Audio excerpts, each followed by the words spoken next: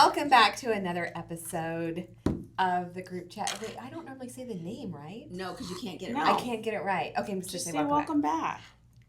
Welcome back to another episode. And today's topic, Carrie Ann, you sent a great video in our group chat that was talking about bitter coffee. So give our audience the context behind that, and then let's talk about it. Yes. So going down the rabbit hole, as I was one day on Instagram, it gives you things, even though we don't think our phones listen to us, obviously they do. Because this popped up immediately and I sent it to you girls. So it starts off by saying that a woman interviewed over 75 successful women, and the one thing they all had in common, something called the black coffee rule. Once you hear it, you can't unhear it. And I agree. And that's why I sent it to you guys. So I'll read it to you. So she didn't talk about strategy. She didn't mention investments or networking. She pointed at her coffee, black, no milk, no sugar. And she said something I think about every single day. I stopped adding sugar to things that were bitter. I thought she was talking about coffee, and she wasn't. She called it the black coffee rule. She said most people spend their lives sweetening things that don't deserve it. Bad relationships, they add sugar, tell themselves it's not bad. Wrong jobs, they add sugar, convince themselves it'll be better. People who drain them, they add sugar, make excuses, keep tolerating.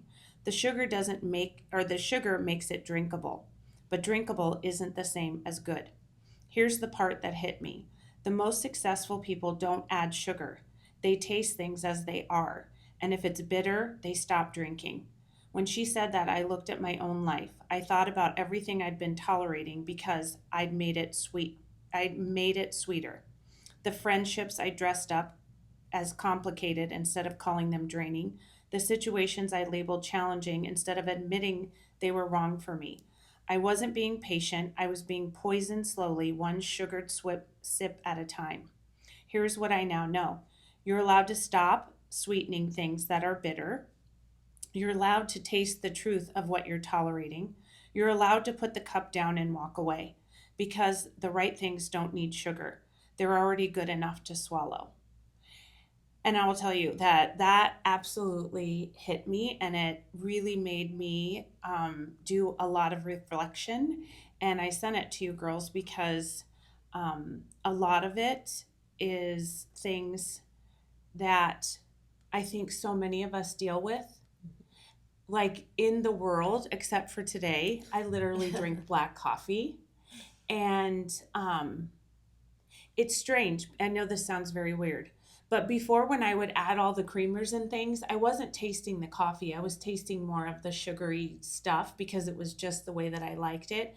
Now I drink black coffee and I taste the coffee. And I guess all of that just hit me because of that, where I know there's so many things in my life that I sweeten up to make okay. And those are the things that I know I labor on and I stress about, and I would love to change, and I can't be the only person that does that. I feel like honestly, the older I get, the more I don't allow the sweetener in, because I do feel like it's easy to be like, oh, it's okay, or oh, that's just one thing I'm adding, or oh, that person, the way they spoke to me, they didn't mean it that way. And I think we do allow that to slowly creep in. And I don't know, I feel like the older I get, I don't allow as much of that in my life, just because it's just not worth it. The more you add sweetener with people, I feel like the more, why am I trying to make something fit or work that really doesn't seem like it's the right fit? I think there's a difference between giving grace, because I mean, we all have bad days, and it's like, okay, yeah, maybe that person did have a tone, but that's not who you know them to be. But I think we've talked a lot about how do we navigate when we know that someone is not good for us, or a relationship or a job or a fill in the blank is no longer good for us. And like you, I will take any type of creamer in my coffee just to have it a little sweet. This is always, if you see me drinking coffee, it's always more cream than it is coffee. But when you sent that totally just spoke to me, because I think you're right. I think we're getting to a point in our lives where I'm like, you know what? I'd rather taste something bitter and know right away than, like, what was the line, something about like slowly poisoning yourself? Yeah. Right? That's Because if you huge. think about it, it's like, I know I've walked in things that I've reflected in life, and this caused me to reflect a lot, is I knew inside, the essence of Carrie Ann knew that this relationship, it was harder, it was more work than it was what I wanted from it. And so many other things where it ended up being more work because I was bringing so much more to the table than just allowing it to be what it was. And like with you guys, we are just what we are. And it's easy. It's not easy because being really good friends with people, it's you need to show up, but when all the rest of it is so real and not sugared, it makes it easier to show up. And you feel like you walk away feeling more fulfilled and good. Like that, I did, I'll just give you an example, and again, I'll be transparent here. I was reflecting on something for me personally. And one of the things that you all know that I have been challenged with is all about you in the business growing so fast, like in spite of me, which is amazing and it's beautiful because it was just me 4 years ago. And now it's way more than just me with employees and all the things that I had dreamt about, but it happened so quickly. And so the sweetening thing to me sounded like what I would say is, we're growing so fast. This is just part of it. The way that I felt like in growth, I'm just supposed to feel this way. I can handle it. I just need to push a little harder. Yeah. And that was the thing in this growth. It's like, okay, this is just the way it's supposed to be. It'll all catch up soon, because I knew that I was just chasing the growth all the time. And the black coffee truth is, the debt structure wasn't sustainable. I'd grown so fast and I had taken on debt because in growth you have to do that. Yeah. I wish I had all this extra expendable cash to put into the growth of the business, but it happened so fast that I did the best that I could. You were carrying too much alone. Yeah. And it took a long time for me to really be in a space to, Sandy was always there for me to lean into on a business end, but I also kept her at a distance because I felt like this was mine to carry. And then with you guys, when we were going through our process, I really opened up to you guys, but there was so many times where I was like, well, no, it's okay. It's okay. It wasn't just busy, it was breaking me. Yeah. And that's really the truth of it, is that the growth and all of the things that I was just saying, this is just the way that it is when you grow. But when I pulled back, I realized like I was losing myself in all of that. Yeah. And I had to get back to the truth. So I kept telling myself this is just growth, but really it was unsustainable and I was exhausted. Yeah. And that's the point that you guys know that I have been really longing for, the ability to breathe and pause and really be realistic. Like, it doesn't have to be that way. Right. I think sometimes though in the beginning you have no choice. Exactly. Like you have to, it's going to get better, I can handle this, I can do this. I feel like that's always growth mode. Mm-hmm. But then I think you get to a point where during all of that you start to figure out what's worth it.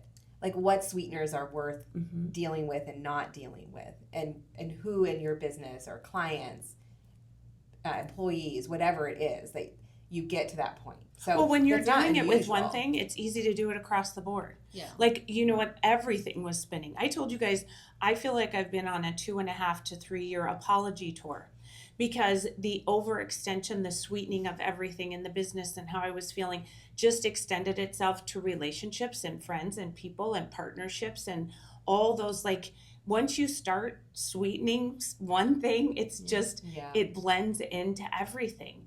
And that is sometimes a reality check that you're not prepared to have. I think though there's a lot of us who feel this way, because you're right, you do have to push for a certain amount of time. Some of it is growth, some of it is getting to that next level, But then I'm hearing people say things consistently like, I'm just so exhausted. Yes, and this is all your the arena. time. This right? is what you help people with every day. It is. I know. But I mean, in all honesty, I felt that way too. Like it came to the decision of, was it time to sell the previous company? It was that exhaustion for, it's not just a period. This is now my lifestyle. My lifestyle is now living in a space of exhaustion all the time, and that's not healthy, right? So I think there's so many areas where I can't speak for men, I can only speak for myself, but I think as women, take on that role of sweetener. Let me just take one for the team. I will absorb the hard so that everyone around me gets the sweet version, right? Or we take that, a little bit of that bitterness on ourselves, and everyone else is living their best life because it's sweet for them. We've given it to them already sweet, and we're like, this is really hard and it's really bitter, and everyone else around us is like, no, this is fantastic. Because we've taught them how to treat us. I think there's And so many then of us when that it are like all that. falls apart and we have a moment, everybody's like, did she just have an aneurysm? What happened to her? That's not you. And you're like, it is inside. Yeah. This is the reality. I think though sometimes you have to get to that breaking point to reevaluate. You know, like I Agreed. think you can take on so much and not notice how much you're accepting and allowing in your life, in your business, everything. And then I think we all at one point have gotten to that breaking point where it is like we've made everything look great for our kids, our spouses, you know, jobs. Then we're in our car like freaking out and Yes. messaging each other, trying to like hold on by a thread. And then we walk in and we're all smiles. And I think you get to a point where you're like, okay, I can't do this anymore and I don't want to do this anymore. And what do I want my own life to look like on the next phase? I mean, I feel like for me, it was like the next phase of life. My kids are grown. My business is crazy, which is good, but where do I want my lines to be? Like I want to have freedom and I want to have a certain standard. And so then I feel like that's where you start changing your path in life, like who you allow, what you're going to do, what makes your business that makes you happy. Like I really am in a mode of, okay, if I'm going to do this for the next 15, 20 years, I want to retire at X amount, but during that time I want to do X, Y, Z. How does my business have to look? How does my finances have to look? And I'm willing to give this much time of it because I want this other time for my personal life and my own. I don't want to be someone who I retire and then I end up with, you know, some illness You've or I always die. been really So- good at the black coffee effect. Like when I think about that and read that and not, okay, the last, 5, 6 years? I mean, I just felt like I just took a switch where I was at that point that Yes. I'm like, I Agree. am not happy. Like, yes, I hit the goals I set. Yes, I did what I said I was going to do. Okay, well, that much money didn't make me happy. Okay, so I'm going to make this much money. Well, that's not fixing my happiness. I think my happiness was I needed to be okay, that I don't care what anyone thinks of me. I know what I want to make. I know what life I want, and I'm just going to stay in my own lane and live that life. And if you want to work X amount of days and hours and be bitter and miserable, that's fine. I'm choosing that on the next phase of my life, I don't want that. And that's where I just have gotten very strict with Well, and what the I people do. that care about you, I feel like you're doing them a disservice by not being the black coffee and being the sweetened coffee, because it kind of sets them up. Like I try with the team because they're also my friends and I love them. And I try to always I come to them as sweetened coffee because I feel like that's what they deserve. They're busting their rears out there. We're all working towards collective goals. They don't need to see the black coffee. But I realized that they really do, because I showed up at a meeting and literally I, in 10 minutes, destroyed an entire meeting just by the what I brought to the table, thinking that I have to go to this meeting and I'm going to put on a smile. But every single inch of me was oozing awful. And it was, I stayed for 20 minutes and I looked at all of them and I'm like, I can't get away from me right now. I'm sorry. I am awful. you guys, like everybody was sitting looking at me like, is she going to kill herself right now? What's happening? And after that, everyone sent me messages. Are you okay? What's going on? And I'm like, I'm sorry. I should not have gone to the meeting like that. But the reality is I should have went to the meeting and just sat with them because I trust them and just been like, this has been a bad day and I am struggling with a lot. And maybe I don't have to tell them all of it, but I needed to come less sweet because they deserve that. But I think sometimes, like when I ran the team, is when I made everything look perfect, sweet, no problems, when in the background I knew they weren't hitting numbers, I was seeing red, that my life was going crazy, with my kids and stuff. When I started being vulnerable to them, like, hey, here's what's going on. Like, to make this work, I want to help you, you want to help me, but we have to be here. Yeah. If we're not here, I can't make this work. And now you all know I got chaos going on in the background with my own kids, but I'm hitting my numbers and I'm making this work. So I feel like sometimes being vulnerable, because it really was like, if you're in it with me and you're busting your butt, we're going to succeed. Agreed. But if you're not in it with me and I'm struggling to make sure you have a paycheck, but you're not risking it too, then that opened my eyes on my team where I got strict, where I'm like, nope, you have this much time or you're off the team. You have this much time, because I can't be the one constantly making it sweet for you, and I'm the one suffering. No doubt. So I feel like sometimes being vulnerable to your team, they had no idea. And then they would come in, they'd be like, well, I can't complain today because XYZ happened to you and you with your kid, and then here you're out selling a house in between and at a meeting. And I'm like, exactly. Like, you got to choose what you want. Like, if you want to make money and make this your career, then you have to handle it, but I can't carry it for everybody. Yeah. I think it does, you're right, it does a disservice. And it just keeps coming around to the one word you love most, which is boundaries. I know. Brian and I talked about that last night because we were talking about these fucking damn podcasts. And he's like, I hear you say things that you need to listen to yourself. And I'm like, I know I do. And I said, but I'm also very real when we're together to be like, I'm working on this. Yeah. And I'm working on boundaries constantly. We are all a work in progress. And I think you're just more vocal than maybe we are on what we're working on. Or need more assistance. No, we're just less vocal about it to the public. But no, like, honestly, when it comes down to, because I've had, when I had a staff, same thing. They're making choices, and it's putting me in the red, and I don't want to say, we can't afford this, because then I don't want them to panic and think that we're not, right? So I'm trying to juggle all this stuff, and they're getting not the best version of me, right?